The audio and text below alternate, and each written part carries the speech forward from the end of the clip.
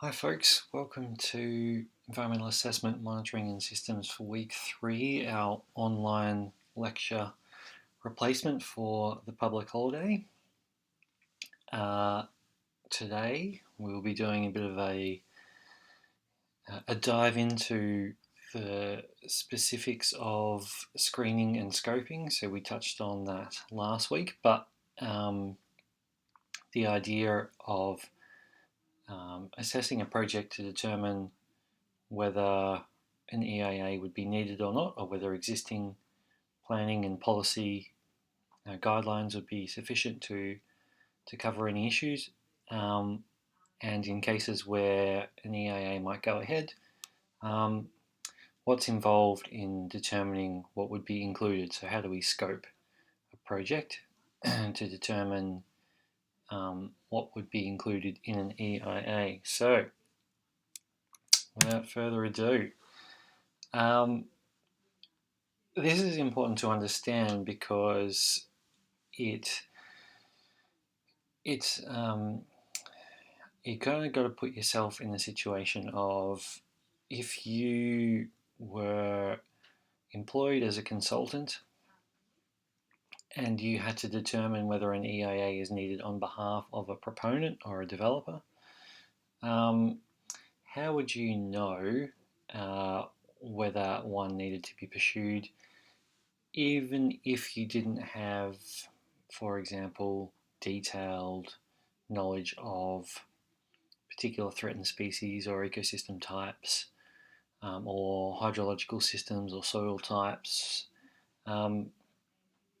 How do you just go about a basic, sort of assessment of whether you might need to pursue EIA or not?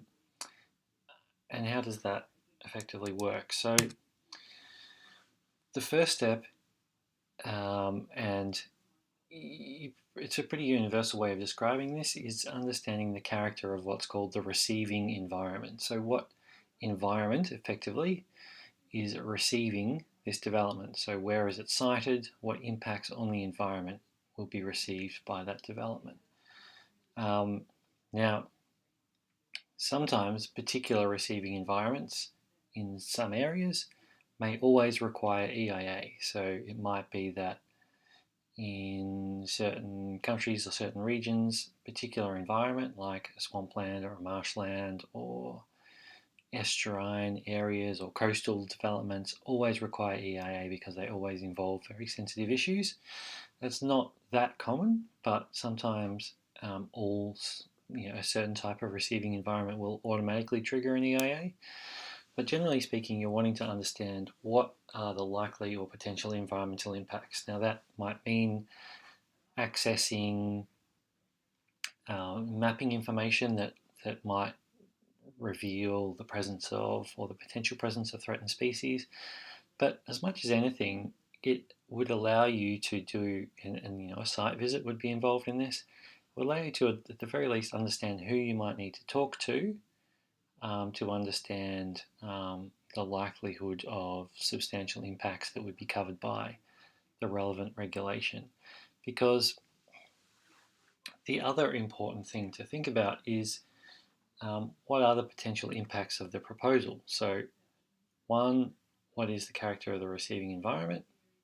And what are the likely impacts? So, mining is likely to produce a relatively consistent suite of potential impacts regardless of what the material being mined is. If it's an open cut mine, most open cut mines are going to have very similar issues to do with extraction,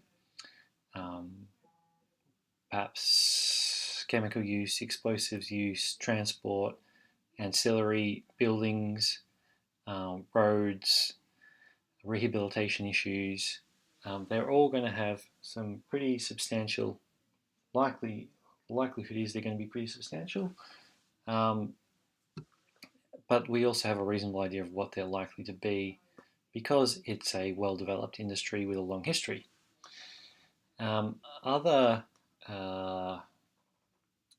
types of development might be a little bit more uncertain, but I'll talk about that in a second. How resilient is the natural or human system that is likely to be impacted? by this development.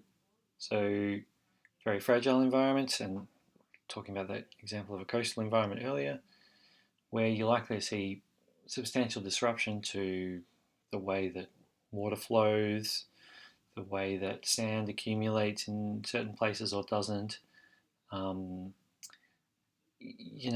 when it's a very sensitive ecosystem type, then you're likely to have substantial impacts. Confidence of prediction. So, for example, fracking and the impacts of fracking long term on water tables and the quality of water in aquifers there's a level of uncertainty about that. So our confidence of being able to predict impacts for those types of developments means in theory, we should be proceeding with more caution compared to the types of projects where there's a much longer history, and we hopefully would have a stronger idea of the likelihood of certain impacts. Now, I guess where this kind of falls down is you would think that the things like tailing dams, where we have to build dams, we would have a pretty good potential to predict the likelihood of those impacts or reduce the impacts from dam overflows or spilling of sediment ponds, failures of dam walls. Fortunately, that's not always the case. Now, the other thing that's important here too is the relevance of the planning or policy framework. So, in the case where a region might have quite strong local planning laws, for example, that are quite comprehensive, you're probably not going to see quite as many EIAs completed as areas where EIA is effectively a default for any type of large or even moderately large infrastructure or development project. So, for example, at the moment, places like India have a purely financial trigger for EIA. So the screening for most development and infrastructure projects in India is, do they exceed a project cost of about $1 million US? And if that is the case, then EIA will be completed regardless of what type of project it is. So the policy framework in play there has nothing to do with receiving environment or the potential impacts. It's a financial trigger. But in most cases, there is some interplay between what is covered by local policy to do with impacts or issues or receiving environments and EIA. The degree of public interest, who will be affected or who won't be affected. So usually the case is the less public interest in a project, the less the social impact, impact on existing communities, on future communities, impact on historical sites are likely to play a role. You would hope that EIA in areas where there's low public interest but still substantial environmental impacts would be picked up. And that is generally the case. What does tend to happen though is in urban or highly urbanized or built up areas, you're likely to have stronger public interest, so issues that might not get an EIA elsewhere are likely to get EIA assessments in cities. So a major highway expansion or adding of lanes in a very remote part of Australia or the world might not involve EIA, but it probably will in urban areas. And you look at things like the widening of the Calder Highway a decade or so ago to the west of Melbourne, and a number of major road projects at the moment are undergoing EIA or have recently. So, what types of things might you be looking for in screening the receiving environment? So, Is it potentially significant? Is it a vulnerable site? For example, would it be vulnerable to flooding? Would human communities be vulnerable should some issues arise? Now, the absence of EIA and good planning in places like Houston during the recent hurricane season meant that people located next to chemical plants that were flooded, their homes basically became unlivable, and there's doubts about the capacity for a number of neighbourhoods to be able to continue in their current location given those impacts. Now, you would hope that EIA would be designed to pick up those types of things, and in a sense, that is kind of the idea that what risks ecologically might emerge in the case of a natural hazard, but also how would human communities be affected. That's the type of thing that should be included in EIA. What are the risks? Interestingly, does it involve a renewable or non-renewable resource? So, is there an extraction process happening that involves non-renewable resources? There is implicit in a number of the regulatory statutes around EIA that renewable sources of energy should be encouraged where possible, and that not that we shouldn't downplay impacts, but we should be looking where possible to facilitate renewable energy projects. And is the area degraded? So, how might this project exacerbate existing levels of risk? One of the key examples of that is where the development of a site, say for example, substantial residential development, road developments that involve the extraction of contaminated soil.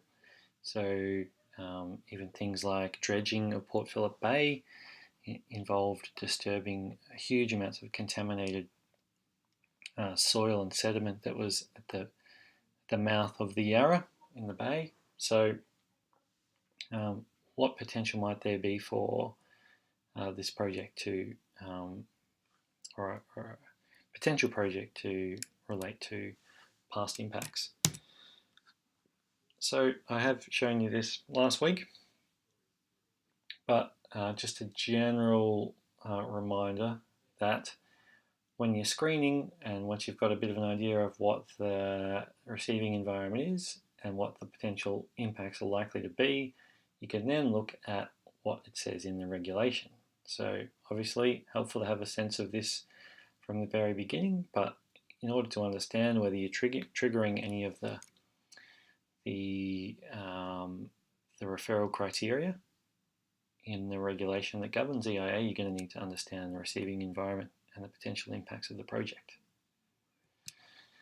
The other thing to keep in mind too is what has happened in the past. So are there certain precedents that suggest that an EIA is required or not?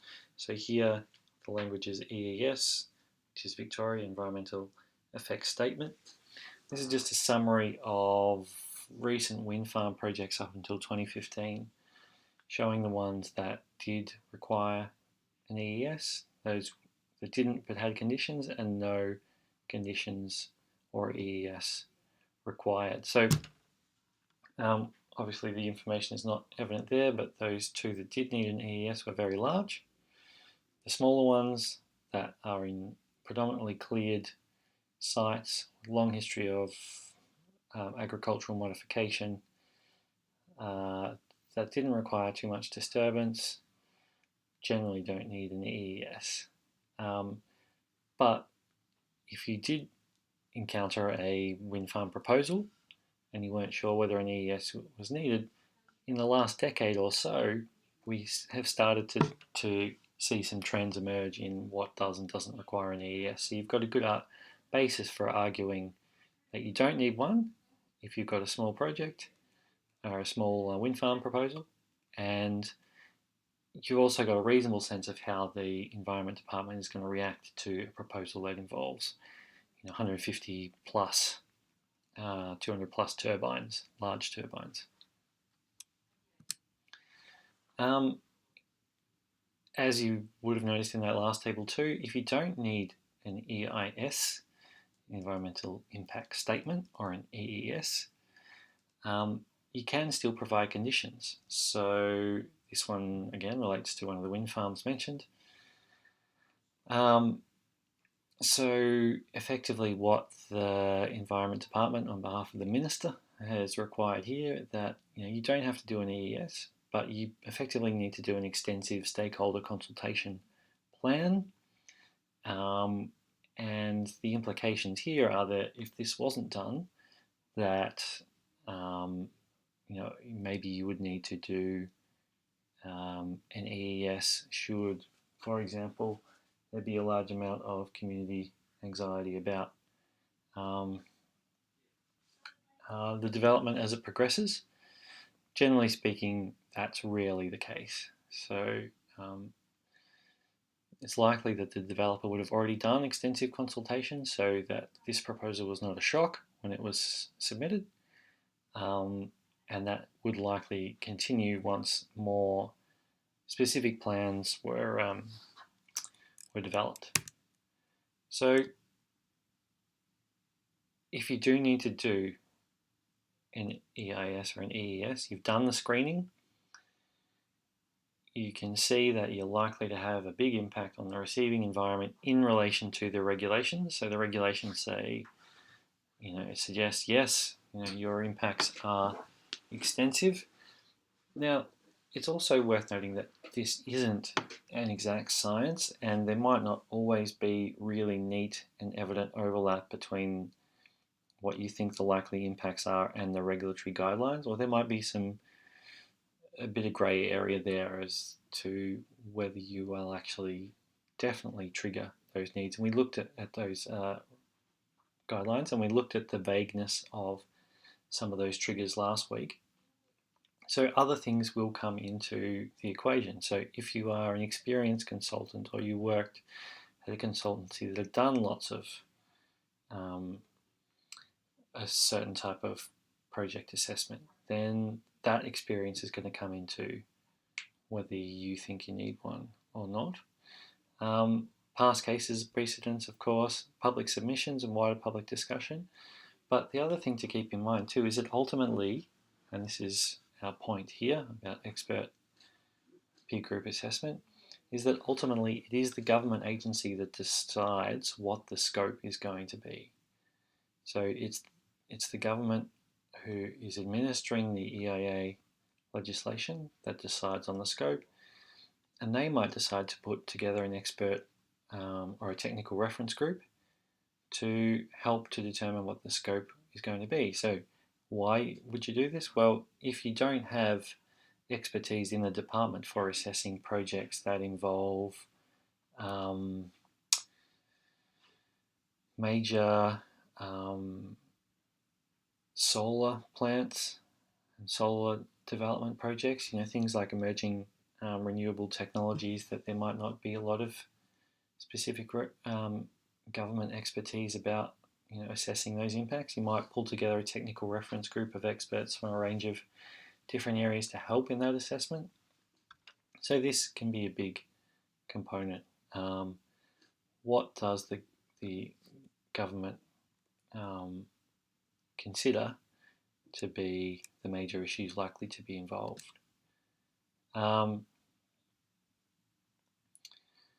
So what does an actual scope look like? So I'm just going to very quickly show you the table of contents for a relatively recent scope. This is a sand mine. So basically setting out background to the project, what's required. Now, as you can see, the Minister's Department puts together a pretty straightforward, pretty basic kind of summary. It then details what the matters to be addressed are likely to be. Now, one of those includes, you actually have to discuss what the possible alternatives are. So all these things are things that the proponent is going to need to address in their preparation of the EIS. So the scope that's defined here is effectively what they have to follow in preparing their EIS. So they need to consider alternatives, which is things like if you sited this mine elsewhere, or if you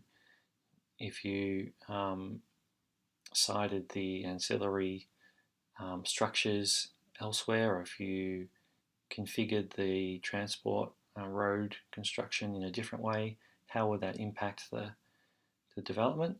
And that can include things like, if you move this the open cut site to the west, and to avoid removing a particularly large patch of forest, what would be the economic impacts of your project? So effectively, it means that the developer can argue that we can't move this mine because it would make it uneconomical. And that's considered to be a potentially defendable position. But here we see more of the results of understanding the receiving environment, both the physical environment and I guess also the social environment too. So what are the potential specific environmental effects? You need to understand biodiversity and habitat, water, amenity and environmental quality. So how is it likely to affect the general amenity of the region? Social land use and infrastructure, landscape and visual, and then rehabilitation. So for something like a mine, you're going to need to look at rehabilitation. How are you going to do it? What's it likely to look like?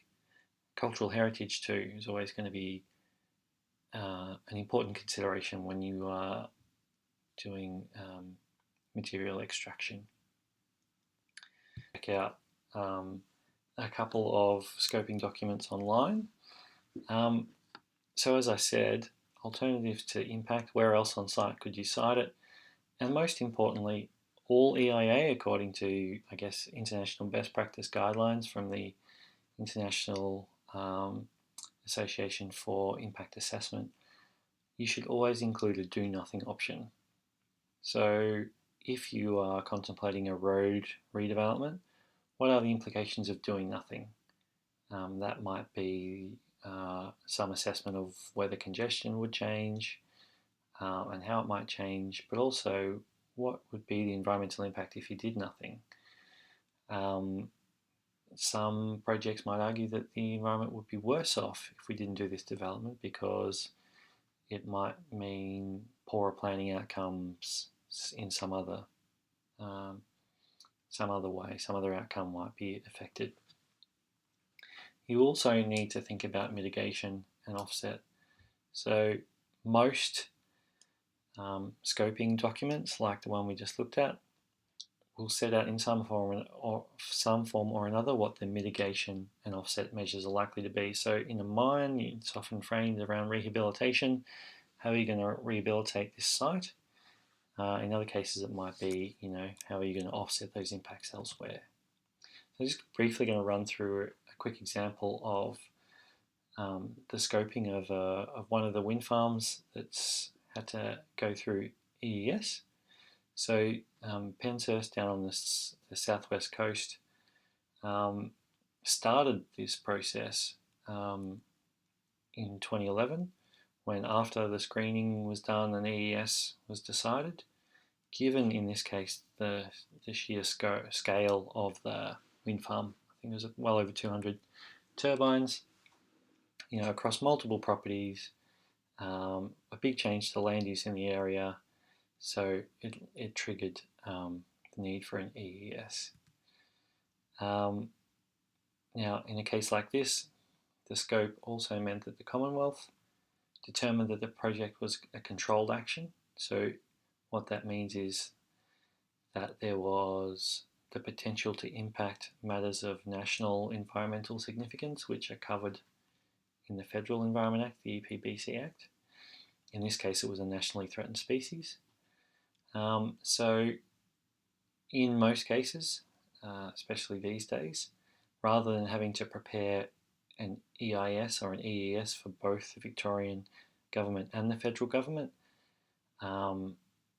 basically one EES was prepared that aimed to address both pieces of regulation. And just as a quick side note, that's this idea of having a one-stop shop. So part of the attempts to streamline EES or EIS preparation has been to sort of say, well, in cases where there's triggers for preparing an EIA for state and national policy, we're just going to go through one process. So effectively, the federal government has attempted to, although seemingly has abandoned this process, attempting to just have one form of assessment and approval, whereby the federal government reviews a state's EIA process, and they might make suggestions, but effectively tick it off and say, we're happy with your process. You don't need to, or a proponent doesn't need to seek our approval as well as your approval. We're happy that your approval would be enough, which can be a little bit dangerous, as I talked about a bit last week. There is one interesting exemption that I won't get into a huge amount, but a number of states have this, where they want to, if you have a major infrastructure act that tries to facilitate major infrastructure, particularly transport projects, in a really speedy manner, effectively you can go through this process and do a partial EIA, which means you avoid the same kind of scrutiny that you get through EIA, but I will talk about that more later on. So back to Penshurst. The draft scoping document was outlined, released in 2011 for public comment, and that's one important thing too. The scope in Victoria and most parts of Australia, I think, in fact all parts of Australia, the scope is released for public comment, so the public can actually have a say on whether the scope is comprehensive. They might suggest some other things to be included. But that was finalised in 2012, effectively meaning that these were some of the key things that, the key things that needed to be assessed were known by the proponent. And this is effectively the process through which they had to work through, which I will skip over, and you can return to review those. Pause if you like. So the things that the Penshurst scope had to focus on: biodiversity impacts, geological and landscape values, Aboriginal, non-Aboriginal cultural heritage, effects on amenity, and the cumulative environmental effects, which is interesting because this scope recognised that we're seeing a growing number of wind farms in that part of Victoria. So how does this one generate additional impacts that result from having multiple wind farms operating in the region? A huge amount of public consultation went into this. So the Penshurst proponent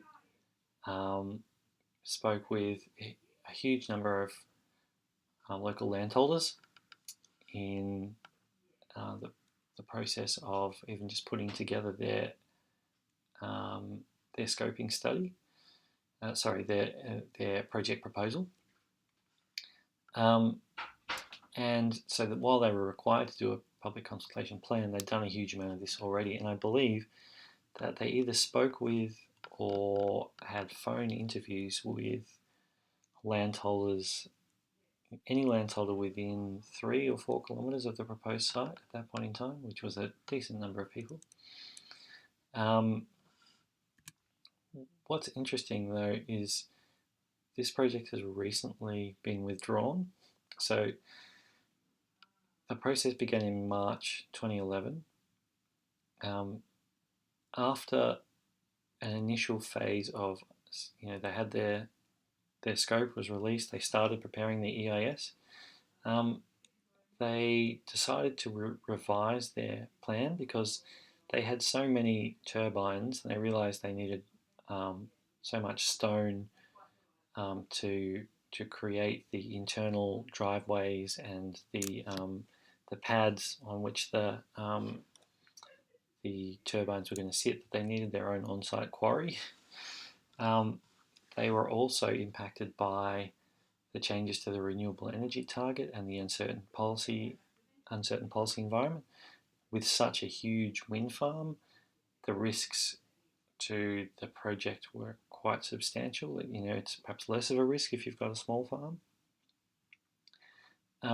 But they were still forging ahead up until early last year in preparing the EIS and trying to seek agreement with multiple landholders. So, as I said before, the wind farm would have had to span multiple properties and they would have had to negotiate specific contracts with each particular landholder for access, for siting. Ultimately, that became too difficult, and there was a relatively well organised campaign against the wind farm in the region, to the point where some landholders who were considering signing up to have turbines on their site were threatened with being sued by this anti-wind farm lobby for on what basis I'm not 100% sure, something to do with the destruction of the landscape amenity. So why I picked this example is, think about when this process started, 2011 formally. All the planning and development that would have gone into the proposal prior to that would have taken a number of years too. So probably I would say would have been at least 10 years here of planning, screening, scoping, beginning the EIS process, even though they never fully completed it, ultimately to abandon the project. A huge amount of policy change in that time too, in that window. So the timelines along which these things happen can be extensive, and a lot can change in that period. So just to finish off, reflecting on what we touched on earlier last week, this particular project has gone through that screening phase, significant impacts identified or not, advice sought, preparing documents, either deciding that an EIS was needed or not, and if so, developing a scope. So the government effectively telling the developer, these are the things your EIS needs to cover, collecting that information, preparing the EIS and submitting it for assessment, and then public consultation, assessment, and ultimately a decision on whether the project would be approved and whether or not there would be conditions. So we'll talk more about the latter stages in coming weeks, where I'll give you some actual EIS documents and assessment reports to look at.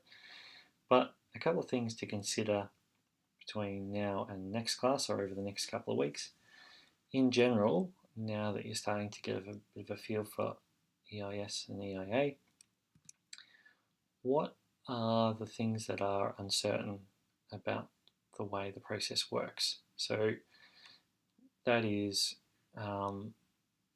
what's uncertain about the way I've explained or described the process, or what do you think is confusing about it as a policy process, and what are some of the limitations? Because in the next class we might begin by talking about some of these things that you are unsure or uncertain about given the complexities involved, and what you see as some of the key issues today.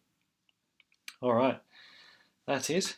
Have a bit of a think about those questions, get into the readings, and hopefully your first assessment task is also progressing along. But if you have any queries about that or anything at all, just let me know. All right, Thanks very much.